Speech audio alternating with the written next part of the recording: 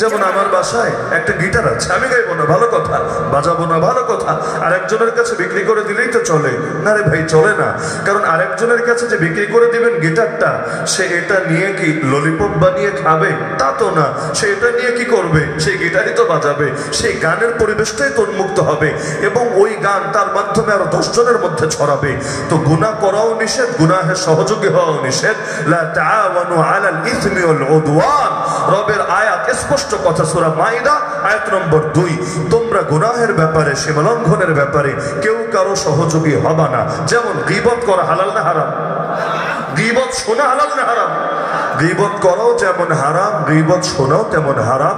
আপনার কাছে এসে কেউ যদি কারো গীবত করে অন্যায়ভাবে, অন্যায়ভাবে শব্দটা এজন্য বলছি, যেই দোষ প্রকাশ করা ইসলাম নাজায়েজ করে দিয়েছে এমন কোন দোষ প্রকাশ করে, এখন যদি কারো ব্যাপারে বলে যে ওইটা মার্কা মারা পতিতা, তার ব্যাপারে বলে আর সে তো তার পতিতা বৃত্তির এরিয়া এই এলাকার মধ্যেও ঢুকিয়ে দিয়েছে, এটাকে গীবত বলে না, কারণ ওর নষ্টামি এটা এলাকার মধ্যে সুপরিচিতই হয়ে আছে। একইভাবে এরকম বহুত বিষয় আছে যে অমুক কাফেরটা সেই কুফরি কাজ করেছে, সবাই জানে সে কাফেরি, সে কুফরি কাজ তো করবেই। এখন এটা আলোচনা করাও কেউ ইসলাম নিষিদ্ধ করে দিয়েছে। এরকম যদি হয় তাহলে দায়িত্বশীল কর্তৃপক্ষের কোন অন্যায়ের বিরুদ্ধেও তো সমালোচনা করা যাবে না, না হলে লোকে গীবতের কথা টেনে আনবে। আর আলেম ওলামারা তো অন্যায় কাজ থেকে নিষেধই করতে পারবে না। বেদাতির বিরুদ্ধে বললে বলবে দেখো হুজুর গীবত করে, মুশরিকের বিরুদ্ধে বললে বলবে দেখো হুজুর গীবত করে, ভণ্ডের বিরুদ্ধে বললে দেখবে বললে তখন বলতে থাকবে দেখো হুজুর গীবত করে। আল্লাহর কসম এগুলোকে গীবত বলে না, এগুলোকে নসিহত বলে। না হলে কোরআনের মধ্যেও তেমন আয়াতের অভাব নাই যেখানে আল্লাহ নাম নিয়ে নিয়ে নিন্দা করেছেন। তাব্বাত ইয়াদা আবি লাহাবি ওয়া তাব, এই আবু লাহাব নাম তো আল্লাহ ডাইরেক্ট উল্লেখ করে দিলেন, আবার এমন এমন জাতি যাদের নাম তো উল্লেখ করেন নাই, ইঙ্গিতে আল্লাহ বলে দিলেন। কখনো কাফেরদের, এমনকি কখনো মুসলমানদের বিভিন্ন দলের ব্যাপারে এমন ভাবে ইঙ্গিতে বলে দিলেন, হায় রে তারা এই কাজটা করছে, তারা এটা কিভাবে করছে। সুনামের ব্যাপারেও আছে, দুর্নামের ব্যাপারেও আছে। একইভাবে হাদিসের ভান্ডারে তো অভাবই নাই।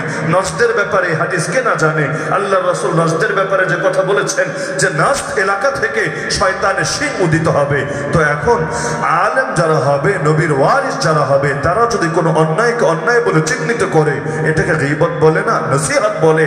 না হলে মানুষের মধ্যে ইসলাম জিন্দা হবে কিভাবে? আলেমের দায়িত্বই তো এটা, হককে হক হিসাবে স্পষ্ট করে দেবে, বাতিলকে বাতিল হিসাবে স্পষ্ট করে দেবে। এখন আলেমের কথা শুনলে যদি কারো কলিজায় আগুন জ্বলে, বুঝতে হবে ওর ভেতরে এখনো নেফাকি রয়ে গেছে। আজকাল এমন এক জামানায় অবস্থান করি, গীবত এতটা সাধারণ বিষয়ে পরিণত হয়েছে, আলেমের গীবত করতেও মুখে বাঁধে না। একটা মশলা স্পষ্ট হয়ে যান এখান থেকে, গীবত হারাম এটা সাধারণ কথা, কিন্তু সব ক্ষেত্রে গীবত করার শাস্তি একরকম হয় না। যেমন মনে করে কেউ আল্লাহ রাসূলের গীবত করলো, গীবতই, কিন্তু সাধারণ মানুষের না করে গীবতটা করলো আল্লাহ রাসূলের, নাউযুবিল্লাহি মিন যালিক। আপনারা কি ওরে মুসলমান বলবেন না কাফের বলবেন?